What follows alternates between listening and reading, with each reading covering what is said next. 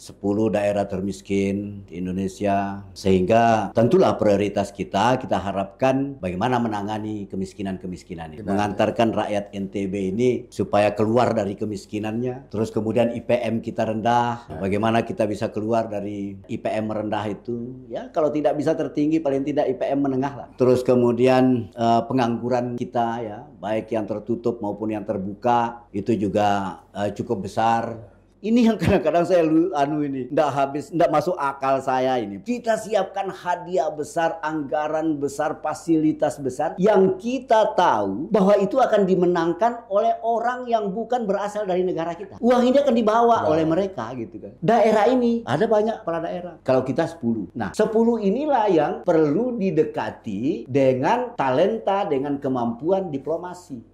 Berarti ada salah pengelolaan manajemen pertambangan di NTB sehingga masyarakatnya masih miskin padahal tambangnya luar biasa. Seluruh Pak di pertanian kita potensinya besar, perikanan kita potensinya besar, peternakan kita potensinya besar, laut kita kaya, darat kita kaya, yang di permukaan kaya, di dalam perut bumi kaya. Apalagi yang susah? Tinggal kita butuh pemimpin yang bisa mengkoordinasikan semua ini. Saya sangat berharap kontrol dari DPRD kepada eksekutif harus mampu mengkritisi kinerja eksekutif sebenarnya. Betul. Itu harapan saya sebenarnya. Sebab banyak sekarang seolah terjadi pembiaran. Ya. Misalnya BUMD misalnya.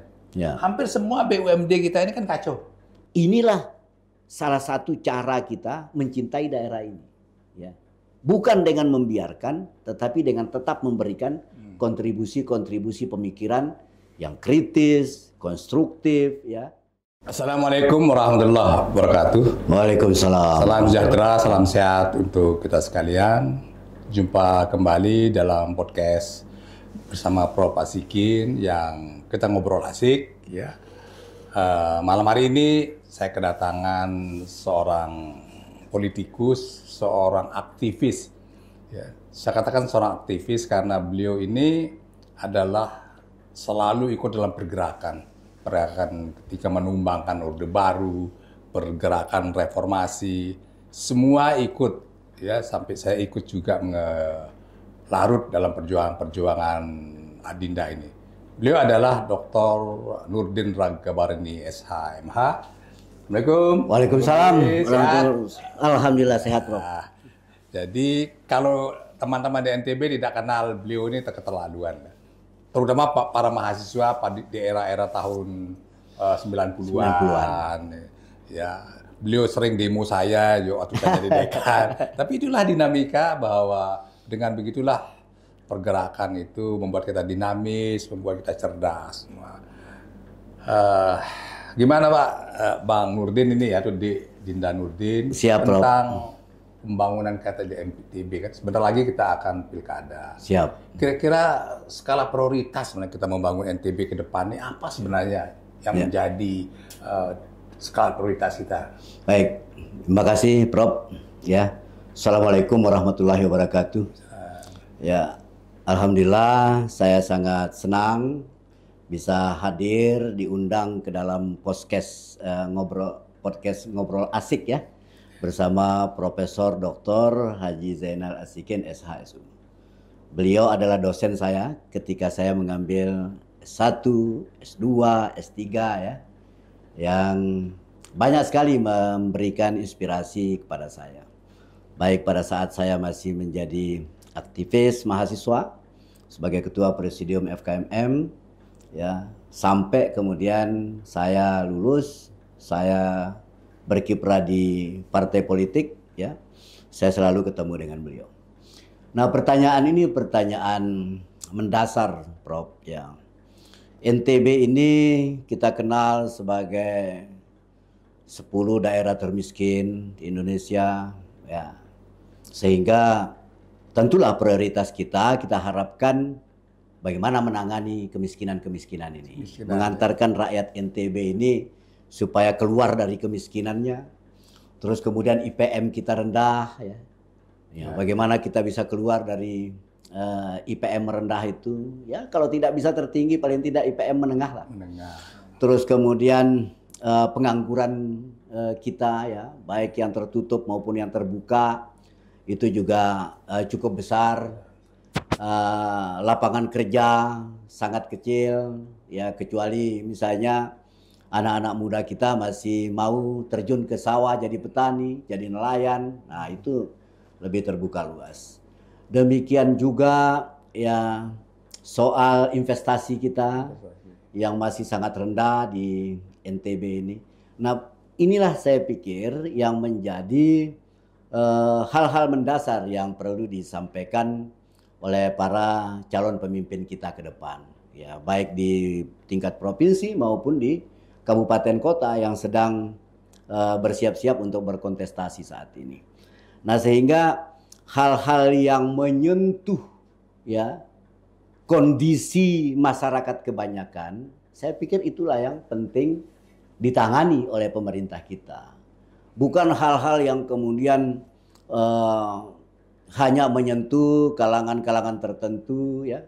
Saya melihat misalnya orang terlalu euforia kepada MXGP, MotoGP, padahal itu sesaat, ya. Ya, sesaat memang mungkin merekrut pekerja banyak, ya, ribuan, terus kemudian melibatkan UMKM yang demikian besar, tetapi kan itu beberapa hari. Sementara keberlanjutan kehidupan ini itu kita minimal bicara ya 5 tahun lah, ya. Jangan dalam setahun cuma 3-4 hari terus kemudian hilang, ya. Nah, ini saya pikir yang perlu mendapat perhatian-perhatian dari teman-teman kita yang sedang berkontestasi. Baik. Memang kita lihat seperti itu, ya. Kita seolah-olah euforia ya di MotoGP, setelah itu sepi. Ya. Sesuatu yang dibangun dengan biaya mahal lalu dipakai hanya 3 hari gitu. Betul. Bisakah ada program-program yang dibuat untuk tetap meramaikan Mandalika itu? Betul. Tidak hanya betul. menunggu investasinya besar, iya, tetapi hanya sesaat dipakai. hanya 3 hari. Bisa nggak ada event apa di sana kan? Betul. Yang terus menjadi kebanggaan kita di Mandalika. Betul, betul. Itu yang sebenarnya belum kelihatan. Betul. Selama ini belum kelihatan. Sehingga kita hanya bangga dengan MotoGP, bangga dengan MXGP, betul, yang sebenarnya menghabiskan uang daerah juga, sponsornya dari bank daerah, betul, kan? Ya kan, saya pikir, saya bayangkan begini, Prof, ya. Seandainya investasi sebesar itu dibuat untuk menggerakkan perekonomian rakyat kita, ya, UMKM kita disuntik, ya, terus kemudian pengrajin-pengrajin kita, petani kita, pupuknya bagus, bibitnya murah, terus kemudian nelayan kita dibelikan kapal, terus kemudian diberi perangkat GPS, melacak di mana ikan-ikan yang banyak itu kan. Ini kan lebih produktif, ya, ketimbang misalnya sekarang kita siapkan anggaran, ya. Ini yang kadang-kadang saya ndak masuk akal saya ini, Prof, ya. Kita siapkan hadiah besar, anggaran besar, fasilitas besar yang kita tahu bahwa itu akan dimenangkan oleh orang yang bukan berasal dari negara kita. Ya. Uang ini akan dibawa oleh mereka, gitu kan. Kenapa seandainya saya mikirnya itu, ya, nggak usah lah misalnya MXGP, MotoGP. Pertandingan gansing saja, kalau hadiahnya 1 miliar, 2 miliar, itu orang pemain gansing dari Australia, dari Inggris itu datang dia rebut ke sini itu. Ya. Jangankan mereka MotoGP, MXGP.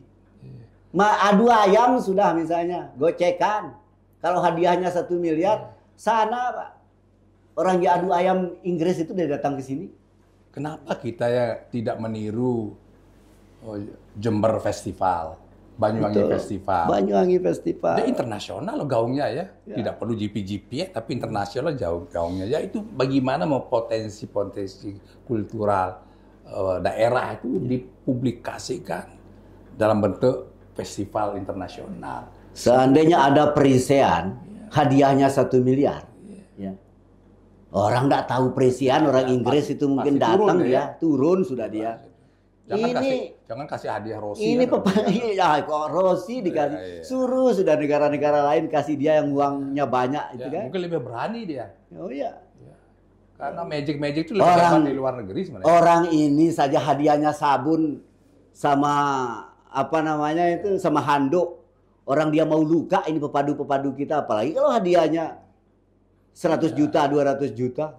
Kenapa enggak kita bisanya batik festival di NTB ini, kerajinan itu, Ya. pakai bagus-bagusan bajunya. Ya misalnya di Sumbawa itu ada kain tradisionalnya, Keri Alang Festival, misalnya gitu kan. Di internasional Kerapan kan, Kerbau internasional gitu kan. hadiahnya Pacuan kuda misalnya internasional. Jangan yang di luar-luar itu kita kasih hadiah miliaran, ini orang-orang ini. sementara hadiah presiden sabun. Sabun sama handuk. Iya. Handuk kecil untuk lap Jadi lukanya dia. Ini nggak adilnya kan. Nggak adilnya. Jadi, melecehkan kultur sendiri. Oh, iya betul. Nah, kira-kira begitulah, Prof. Ya. Terus sektor pendidikan kita gimana ini? Nah, Jadi adu dengan daerah lain karena kan IPM kita pada rendah, padahal loh, universitas kita banyak betul, dari Mataram sampai Bima, betul. universitasnya banyak, doktornya banyak sampai Bima. Kenapa pendidikan kita IPM kita rendah ini? Apanya yang salah? Banyak yang salah ini, Prof. Ya. Saya dulu, ya saya pernah mengkritisi, mengadu misalnya, membandingkan ya, bukan mengadu. Membandingkan jumlah guru besar kita. Ya. Antara Udayana yang paling dekat ini Ya, dengan Enram. Ya. Ini tetangga dekat sekali nih, ya kembar ini. Perbandingannya jauh sekali. Ya. Di Udayana itu sudah mungkin hampir sekitar 600-800 ya guru besar. Kita baru berapa ini? Kita 200-an lah. 200-an ya. Terus kemudian perguruan tinggi kita ya dengan besar NTB yang seperti ini, yang negeri ini hanya ada di misalnya di Lombok ya. Padahal dengan alasan sebagai provinsi kepulauan itu bisa saja kemudian menjadi alasan besar bahwa kita mesti punya perguruan tinggi negeri satu lagi misalnya di Pulau Sumbawa. Entah itu di Bima, entah itu di Kabupaten Sumbawa atau di titik yang lain. Bisa Dompu, bisa apa segala macam. Nah, dari sisi akses inilah yang kemudian kita perlu memperbaiki pemerataan sarana prasarana pendidikan, terus kemudian biaya pendidikan yang kemudian perlu kita review kembali bagi kebutuhan kita untuk meningkatkan IPM ini. Karena saya lihat jurusan-jurusan yang kadang-kadang dibutuhkan itu kita belum miliki. Betul. Akhirnya mereka keluar NTB, apalagi yang dari Pulau Sumbawa, keluar dari Pulau Sumbawa, keluar dari provinsi NTB, dan tentu akan membutuhkan biaya yang jauh lebih besar ketimbang berada di daerahnya. Nah, jurusan-jurusan kita kadang-kadang yang ada di daerah ini justru jurusan-jurusan yang jenuh di tingkat pasar, gitu kan? Ya, jenuh di pasar. Nah, kemudian orang ingin keluar, tetapi biaya, misalnya seperti itu. Ada beasiswa, tetapi kan tidak semua orang dapat mengakses itu. Nah, ini beberapa hal yang mungkin perlu kita ke depan. Iya, perencanaan pendidikan kita memang tidak melihat pasar, khususnya di NTB. Iya, ya. Misalnya pasar kerja di Arab Saudi, di mana itu ada dia butuh perawat yang bisa bahasa Inggris, bisa bahasa Arab. Ya. Sementara kita sekolah perawat kita banyak, tapi hanya bisa bahasa Sasak. Artinya kita ingin sebenarnya sekolah perawat yang standar internasional. Betul, betul. Ini harus Pemda ini Ya. harus ada sekolah perawat yang berstandar internasional supaya tenaga kerja perawat ini pergi, Betul. tenaga profesional, terhormat di Timur Tengah. Atau begini ya saja, Prof ya. Kita ini juga dikenal sebagai daerah tambang. Tambang. Ya. Punya enggak Unram sekarang ini fakultas pertambangan? Ya. Atau jurusan-jurusan misalnya yang bisa diserap oleh tambang kita. Sekarang tenaga kerja kalau Prof datang ke KSB, Luarnya itu bukan cuma luarnya dikuasai Cina, Pak. Ya. Karena dia yang memang punya keahlian bidang tambang kan. Itulah Kita yang kan. punya tambang mobil saja, nambang saja. Kita nambang Peraya Mataram. Nambang aja itu. Tapi suruh merancang tentang pertambangan emas, batu bara, nggak bisa dia. Kira-kira Nggak ada fakultasnya. Nah, itu yang saya pikir dari SMK kita. Mestinya kan SMK kita ya. Kita lihat kira-kira pasar tenaga kerja itu apa. Ya. Supaya ada SMK kelautan ada, tapi hanya di beberapa titik. Sementara garis pantai kita panjang, luas wilayah laut yang berada di dalam Provinsi Nusa Tenggara Barat ini sangat luas, sangat kaya gitu kan. Tapi kan kita tidak melihat ke sana. Ya. Kita bisa bikin misalnya pelabuhan perikanan Nusantara di NTB ini sebagai provinsi kepulauan. Kita enggak masuk ke situ. Berkembang sekarang ekonomi syariah, bank syariah, asuransi syariah, semua syariah kan di Indonesia ini. Ya. Yang mengisi itu sebenarnya kan adik-adik yang sekolah basic ke syariah. Ya. Tapi nggak bisa berdandan syariah. Gimana bisa diterima? Dia punya jilbab asal. Kalau di UIN Jakarta itu ada Fakultas Ekonomi Syariah. Ekonomi syariah, diajarkan busana syariahnya yang menarik. Semuanya. Iya, kita kan nggak diajarkan di sini. Kompetensinya, segala macam. Kan? Sehingga begitu daftar nggak diterima karena acak-acakan jilbabnya. Tidak ada kurikulum tentang tata busananya. Siap, Prof. Harusnya begitu kita siapkan sumber daya manusia untuk mengisi badan-badan hukum syariah itu, harus disiapkan juga wanita-wanita yang bekerja di situ tapi pandai berdandan secara syariah. Bukan hanya acak-acak ala kadarnya lah, pakai mukena, pakai apa. Nggak menarik. Tapi yang diterima itu adalah sarana syariah, tapi yang pandai juga berdandan syariah. Iya, betul. Sehingga apa yang terjadi sekarang? Lembaga-lembaga syariah itu dihuni oleh bukan pendidikan syariah. Ya. Pendidikan umum, tapi lebih pandai berbusana. Iya. Itu fenomena. Iya, fenomena. Fenomena yang terjadi. Sehingga kalah adik-adik kita yang pendidikannya syariah harusnya mengisi lowongan-lowongan syariah, tapi kalah oleh pendidikan umum, tapi Yang lebih pandai dandan syariah. Karena dia mempelajari tata busana. Siap. Ini kritik kita kepada lembaga-lembaga pendidikan syariah supaya coba dandan. Itu ada kurikulum tentang tata busana. Itu sebenarnya juga Siap. tentang pendidikan, sehingga terseraplah adik-adik kita yang sekolah di syariah ini ke lembaga-lembaga baru yang berbasis syariah. Begitu. Nah begini, Bang Nurdin ya. Ya, siap. Ada sekarang dikotomi Ya. yang kita baca di mass media atau online mengatakan bahwa menjadi duta itu tidak sama dengan menjadi gubernur. Ya. Sehingga ngapain harus orang yang sudah jadi duta, jadi calon gubernur. Pilih aja yang ada. Yang tidak duta. Yang gitu. tidak duta. Gimana ini menurut pandangan Bang Nurdin? Justru itu yang menurut saya, Prof, yang membuat NTB ini gagal. Ya. Kenapa? Sebagian besar dari tugas-tugas kepemimpinan, apalagi menjadi gubernur, itu adalah tugas-tugas diplomasi. Tugas diplomasi. Iya. Seorang gubernur harus bisa meyakinkan DPR. Seorang gubernur harus mampu mengajak para bupati wali kota. Seorang gubernur harus mampu meyakinkan pemerintah pusat. Seorang gubernur harus mampu meyakinkan investor untuk datang ke daerahnya. Seorang gubernur harus mampu mengkoordinasikan penempatan orang-orangnya, tenaga kerjanya asal NTB ini di Saudi, di Timur Tengah, di Asia ataupun dimanapun, itu dengan kemampuan diplomasi.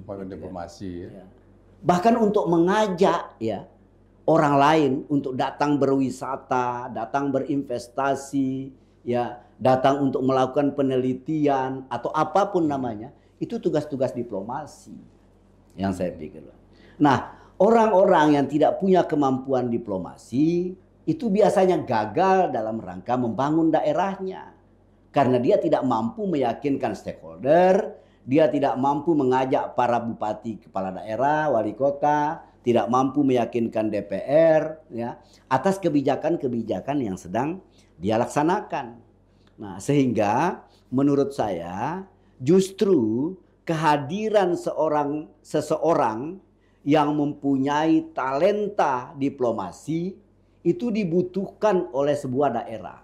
Terlebih lagi bagi Provinsi Nusa Tenggara Barat yang kita ya sangat kurang dari sisi anggaran ya, sangat kurang dari sisi investasi, sangat kurang dari kucuran anggaran pemerintah pusat. Kita butuh seorang yang punya kemampuan diplomasi. Mungkin itu sebabnya ya investor tidak berani masuk ke NTB juga ya. Oh, karena iya. memang tidak ada kepandaian diplomasi pimpinan kita. Tidak ada kemampuan diplomasi, terus kemudian investor-investor ditunjukkan perilaku-perilaku yang kadang-kadang bercanda, yang kelewatan, sehingga orang merasa kepada kita, wah ini pimpinan daerahnya nggak serius ini. Ya. Ya, sehingga dianggap tidak kredibel. Tidak kredibel, misalnya dianggap seperti itu, tidak meyakinkan, ya, tidak serius untuk menangani persoalan-persoalan yang ada. Nah, kita butuh, Pak, pimpinan yang bermaruah ya. Pimpinan yang berwibawa. Berwibawa bukan berarti dia otoriter, bukan berarti dia feodal, ya. Yang mampu meyakinkan orang, wah bahwa ini pantas ini, omongannya bisa dipegang ini. Gak bisa seorang gubernur itu canda, Pak. Ya. Dari satu sisi boleh lah, ya. Tetapi ketika dia menghadapi hal-hal yang serius, krusial, Pak, ya, dia harus menunjukkan, ya, bahwa ini serius apa yang saya katakan ini. Jadi, bisa dipegang. Iya, jadi gubernur itu sebenarnya adalah figur diplomasi sebenarnya. Betul. Untuk meyakinkan orang. Jadi ya. begini kan logikanya. Seorang gubernur itu, Prof, seperti yang kita tahu, seperti yang Prof ajarkan kepada kami ini, bahwa dia adalah wakil pemerintah pusat. Nggak ada wilayahnya sebenarnya. Datang ke sini untuk mengkoordinasikan kabupaten kota menjadi sebuah provinsi, ya. Karena sebuah provinsi itu sudah dikapling-kapling oleh kabupaten dan kota, ya. Ada visi misi di sana, Pak. Ya. Dia punya RPJMD sendiri, Pak. Dia punya APBD sendiri. Para bupati wali kota ini, ya. Nah, ketemu dengan APBD provinsi, visi misi provinsi, RPJMD provinsi, yang ini harus disinkronkan. Nggak boleh jalan sendiri-sendiri. Nah, tugas-tugas untuk menyinkronkan semua ini, ya, diutuslah oleh pemerintah pusat selaku perpanjangan tangan, walaupun pada hari ini masih dipilih ya oleh rakyat, tetapi dia di dalam aturan perundang-undangan ya disebut sebagai wakil pemerintah pusat di daerah. Ya. Nah, daerah ini ada banyak kepala daerah, Pak. Kalau kita 10. Nah, 10 inilah yang perlu didekati dengan talenta, dengan kemampuan diplomasi. Ya. Bahwa ini loh, kami punya, bagaimana dengan Anda punya, bisa sinkron tidak untuk kita laksanakan bersama-sama. Kita punya tujuan yang sama, memakmurkan NTB, memajukan NTB, dan lain-lain sebagainya. Nah, kalau tidak punya kemampuan seperti itu, ya para kepala daerah misalnya diajak misalnya bercanda, diajak segala macam. Orang lama-lama kan nggak yakin, Pak. Ya. Omongannya hari ini beda dengan kemarin, ya. Ya, kemarin juga beda dengan besok dan seterusnya, kan susah, Pak. Mungkin itu juga penyebabnya kegagalan diplomasi kita, sehingga kita tidak bisa memaksa misalnya penerbangan Garuda atau apa saja itu untuk ke NTT saja harus lewat Bali gitu. Itulah makanya. Kenapa nggak bisa langsung aja dari sini langsung ya, ke NTT misalnya kan, mungkin ke Kupang itu kegagalan diplomasi atau ke Labuan Bajo. Karena gubernur kita bukan seorang yang ahli berdiplomasi. Kira-kira tidak meyakinkan. Tugas-tugas kepemimpinan itu kan Prof tahu sendiri lah itu kan, bagaimana kami diajarkan di kampus bahwa seorang pemimpin itu harus bersikap begini, harus bisa diterima oleh semua pihak, harus meyakinkan, ya, harus bisa dipercaya, harus bisa dipegang omongannya dan seterusnya. Kan ada Pak syarat-syaratnya itu. Iya, Ya. iya. Nah sehingga inilah yang kemudian membuat orang menjadi sangat respect kepada kita bahwa apa yang disampaikan oleh seorang pemimpin itu benar-benar bisa dipercaya, bisa dipegang. Baik. Jadi menurut Bang Nurdin ini pembangunan kita di NTB ini apakah masih tetap kita menjadikan pariwisata sebagai ikon pembangunan kita atau kita bergeser ke tempat lain saja? Saya pikir potensi wisata kita besar. Besar ya? Ya, tetapi juga jangan kita kemudian tidak melirik sama sekali potensi-potensi yang lain. Laut kita, Prof, ini sangat kaya. Ya. Ya. Kita punya ya biota laut, kita punya penghuni laut itu yang mungkin tidak dipunyai oleh daerah-daerah lain, provinsi lain. Ya, sebutlah misalnya ada hiu jinak yang di Sumbawa itu ya. Terus kita punya daerah-daerah wisata yang sebenarnya bisa bisa dijual ke tingkat dunia ya, seperti Pulau Moyo, pernah didatangi Lady Di, pernah didatangi para selebriti dunia ya. Dan itu digagas oleh Pak Laksamana Manambai Abdul Qadir pada waktu itu, yang tidak dimiliki oleh daerah bahkan di seluruh Indonesia ini ya. Terus kita punya tambang ya. Tambang kita ini kalau hasil studi beberapa ahli pertambangan, hampir seluruh Pulau Sumbawa itu tambang ya. Emas aja isinya itu. Mineral aja segala macam. Nah, sehingga saya sebenarnya sangat heran lah ya, tidak masuk akal kalau kemudian kita tidak bisa mesejahterakan rakyat kita dengan kekayaan alam yang demikian lengkap. Yang tidak dimiliki oleh provinsi lain kita punya. Berarti ada salah pengelolaan manajemen pertambangan di NTB sehingga masyarakatnya masih miskin padahal tambangnya luar biasa. Seluruh Pak ya. Di pertanian kita potensinya besar. Perikanan kita potensinya besar. Peternakan kita potensinya besar. Laut kita kaya, darat kita kaya ya. Yang di permukaan kaya, di dalam perut bumi kaya. Apalagi yang susah? Tinggal kita butuh pemimpin yang bisa mengkoordinasikan semua ini ya, agar dia dapat meledak menjadi sebuah pemicu bagi kesejahteraan rakyat NTB di masa depan. Apakah DPRD kita tahu nih ya hal seperti ini, atau dia nggak tahu, atau dia goblok? Sebagian teman-teman tahu ketika saya seperti itu, tetapi kan kadang-kadang yang DPR ya itu hanya bisa bersuara. Ya, kebijakan terakhirnya ada di pemerintah. Apalagi kalau dia sudah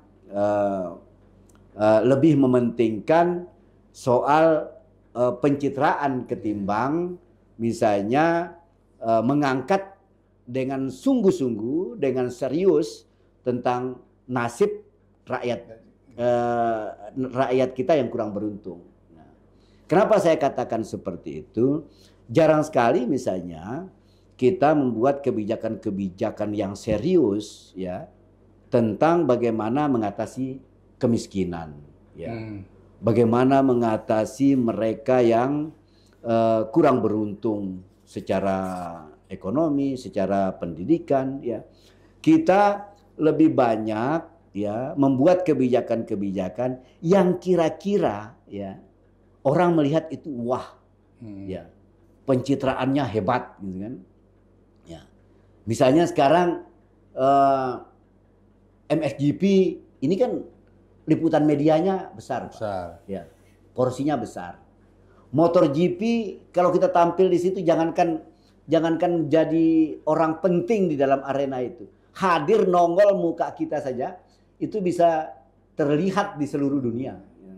Tapi ada enggak misalnya ya, orang yang kemudian memikirkan, ini masih banyak orang yang lapar, masih banyak orang yang tidak. Ada enggak orang yang menggarap ini secara serius? Ya. Kenapa kadang-kadang tidak digarap secara serius? Media. Ya. Porsi medianya kecil, Pak. Ya.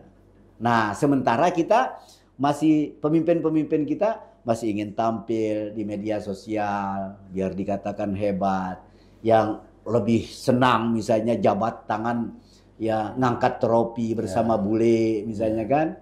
Ya, jadi kadang-kadang itu yang sering terjadi. Belum ada yang saya lihat dia betul, mereka bukan tidak belusukan mereka, Pak. Tetapi belusukannya hanya sebatas pada konten media sosial. Atau belusukannya hanya sebatas pokir. Ya, kira-kira begitu. Ya, jadi banyaklah hal yang perlu kita kritisi. Betul. Ya termasuk melalui media-media seperti ini, terus kita mengedukasi, ya, terus kita menyebarkan semangat-semangat perubahan itu, bahwa ada yang salah. Ya, ada yang salah tadi. Dari yang kita lakukan selama ini ya, itu penajaman ya. Akhirnya saya sangat berharap kontrol dari DPRD kepada eksekutif harus mampu mengkritisi kinerja eksekutif sebenarnya. Betul. Itu harapan saya sebenarnya. Sebab banyak sekarang seolah terjadi pembiaran. Ya. Misalnya BUMD misalnya. Ya. Hampir semua BUMD kita ini kan kacau. Ya. Badan usaha milik daerah. Ya. Hampir semua. Rata-rata direkturnya berakhir di penjara. Ini gimana? Masa DPRD tidak mengawasi? Ya. Karena kok didirikan oleh Perda itu. Betul. Masa didirikan Perda dibiarkan terus. Karena ada fungsi controlling kan dari DPRD soal BUMD. Kan gitu. Masa BUMD selama hidupnya dia rugi saja? Betul. Kan tidak masuk akal. Kalau rugi, bubarkan dong Perda. Kan didirikan oleh Perda. Kok DPRD diam? Ina jual kacang aja untung. Untung, pulsa aja dijual untung. Ini perusahaan BUMD dibiayai pertama kali oleh daerah APBD. Ya. Terus penyertaan modal. Penyertaan modal kan? Terus DPRD tidak berbuat. Ya. Itu saya kritik kadang-kadang DPRD. Kenapa tidak mengontrol perusahaan-perusahaan daerah? Kalau memang rugi, bubarkan sudah. Betul. Daripada beri beban daerah. Nggak boleh. Jangan dimanjakan, ditambah modalnya, pakai pinjam bank lagi. Ya. Dia jaminkan aset daerah. Kacau ini kan. Ayo, tanah itu dijaminkan di bank. Ada susah ini. Hilang tanah daerah. Jadi artinya saya berharap fungsi-fungsi pengawasan legislatif terhadap badan-badan usaha milik daerah itu lebih efektif supaya BUMD ini bisa menjadi cara untuk menambah APBD. Siap. Kan APBD kurang nih. Ya. Kalau ini efektif bekerjanya BUMD, itu bisa meningkatkan PAD.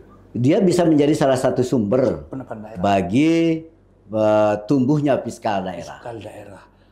Yang saya lihat agak maju sini kan PDAM gitu ya. Itu banyak loh pendapatannya ke APBD kota dan Lombok Barat. Nah, maksud kita kenapa nggak ditiru yang lain supaya untung seperti ini? Seperti itu ya. Keinginan kita seperti itu.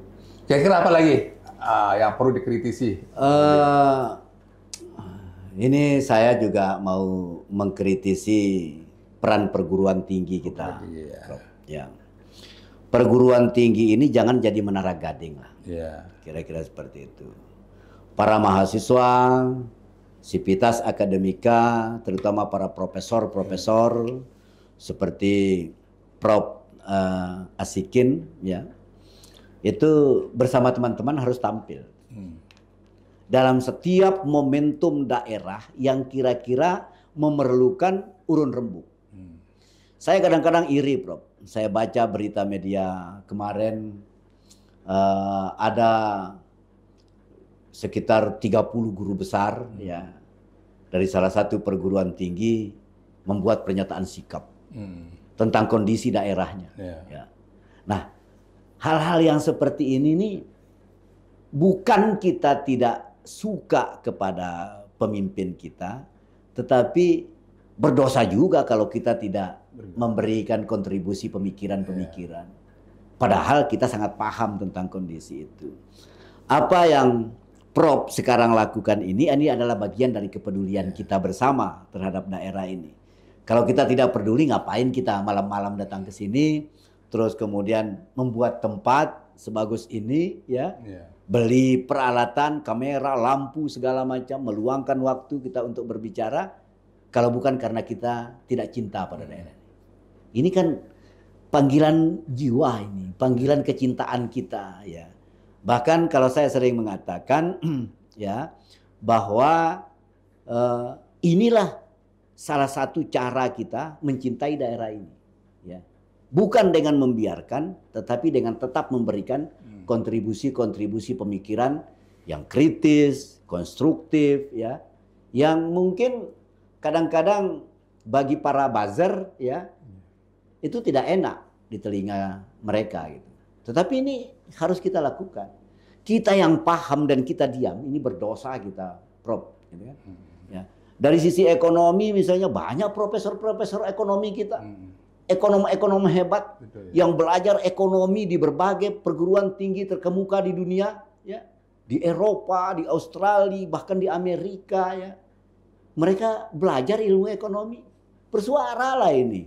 Jangan hanya menyampaikan visi misi itu di ruang-ruang kelas mahasiswa. Ya. Ada profesor hukum kita yang belajar di berbagai negara, bahkan di sumber, ya, ilmu hukum pertama ini ditemukan, ya. Mereka belajar di situ.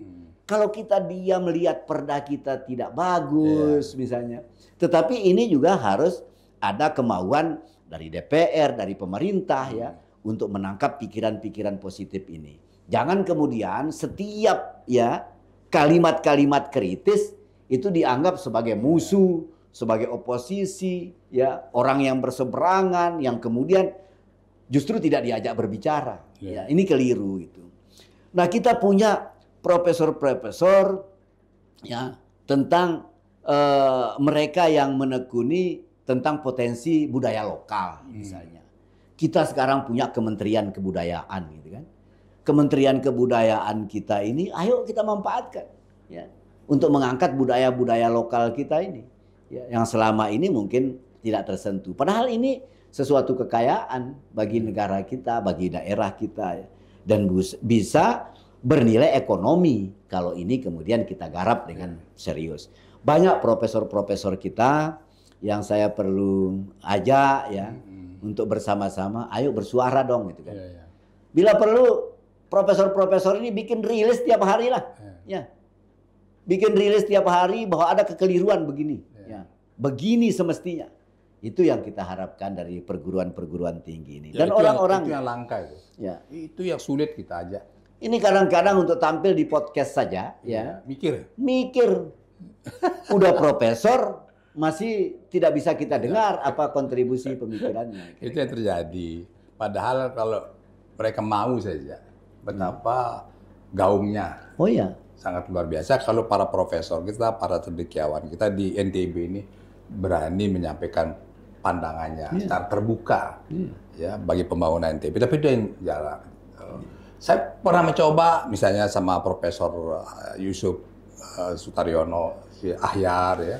Ya. Waktu bulan puasa itu, ayo Prof, kita kumpulkan dana untuk zakat.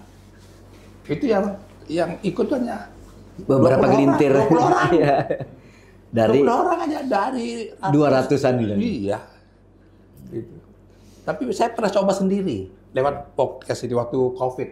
Ya. Semalam saya dapat 200 juta bantuan untuk apa namanya APD.